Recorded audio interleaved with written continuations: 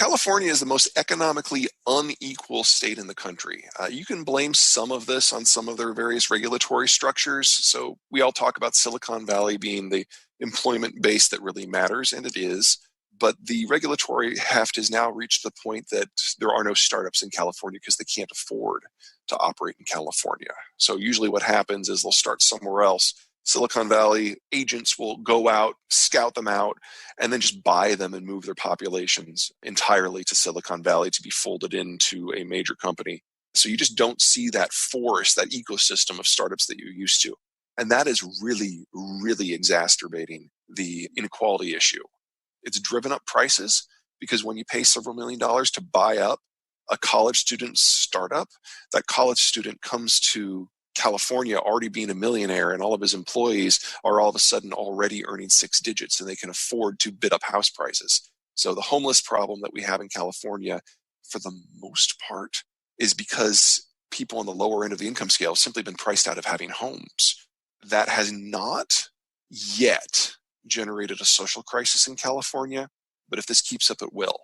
So that's problem one. Problem two is geographic. The California cities have expanded to almost their maximum iteration now, and their only option is to build up. Now, that's less true for, say, LA as it is for San Diego or San Francisco, but that has generated rents and property prices that are just extreme. And in San Francisco, where you've got vertical limits on how high you can build, it's become worse and worse and worse. So that's problem two. Problem three is international. Because most of California's value added happens in the services and the tech sector and not in manufacturing, they are the state that is most dependent upon international supply chains in order to operate.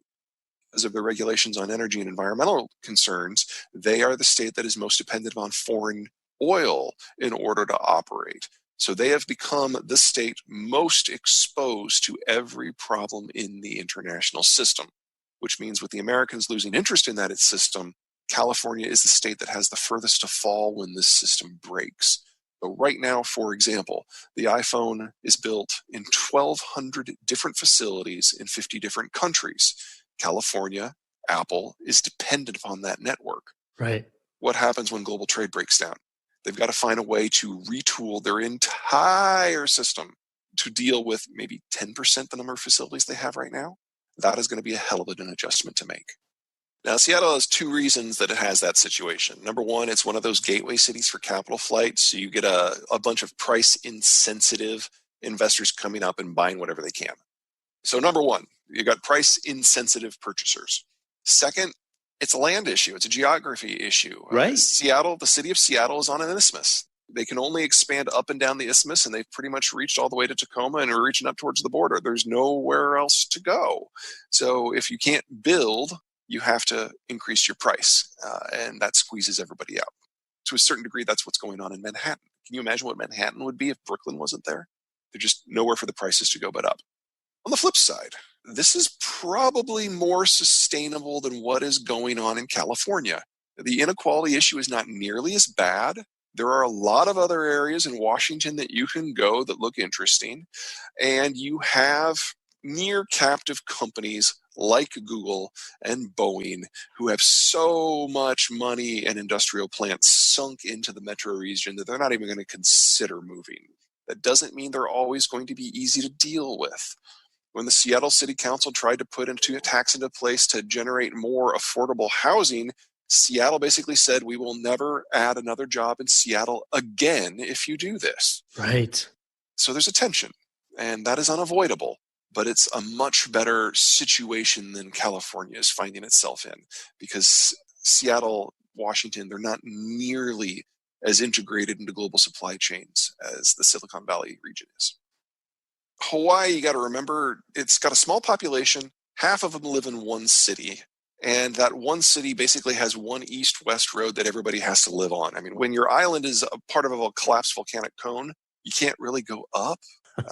And so everybody's concentrated in this one tiny, tiny little footprint. So, of course, you're going to have price appreciation. Of course, you're going to have horrible traffic. And because it's the first stop for the Japanese come to the United States, of course, you're going to have a lot of foreign capital flight that goes into it. As long as the world is scared and or as long as Japan has money to burn, property prices in Honolulu are going to be strong and rising. I don't think it's ever going to come down. You move outside of Honolulu and you don't have a single market. You've got dozens, almost hundreds of markets on the edges of all of these islands that trade on their own mechanics. But the fact remains that all the flat land that is near the coast that people want to live on has already been built on. And so if you want to build there, you have to buy a pre-existing property, level it, and start over. And the regulations for that are a thicket that varies not just island by island and town by town, but oftentimes block by block. I just keep in mind that now that NAFTA has been renegotiated, the biggest question mark that was hovering over the Mexican economy has been resolved.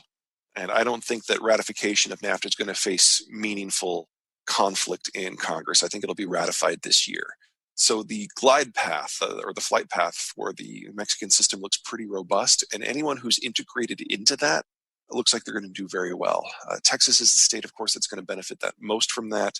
The Great Plains state and the states of the I-35 corridor are second in line. And that is probably the part of the country that I think is going to be most interesting from an economic growth point of view moving forward. The website's www.zeihan.com, and the Twitter handle is @PeterZeihan.com.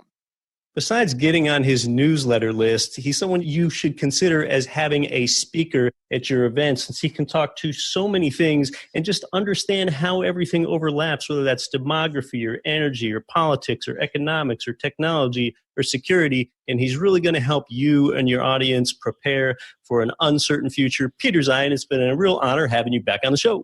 Yeah, great stuff from Peter, as always. Well, did we not get to talk about the city where you live or invest? Do you just kind of wish this episode would continue? Well, the good news is that there are a couple ways for you to scratch that itch. Peter was on with us last week, and he was also here earlier, a couple years ago, on both Get Rich Education episodes 101 and 114. The other way to learn more and immerse yourself in the world of Peter is again at zeihan.com. You might want to hire him as a speaker to go big picture at your real estate investing or other event. Next week here on the show, there is no guest. It's just going to be you and I as we get up close and personal with your real estate portfolio. How do you grow it, and how do you get financially free faster? Well, the good news about next week is that you're going to learn that chances are you're one of the hundreds of millions of people that already has money, and a substantial amount of your own money that you didn't even know that you had. That material fires me up. I can't wait to talk about it with you next week. Big thanks to Peter Zeihan today. I'm your host, Keith Weinhold. It's been my honor to bring you How America Works here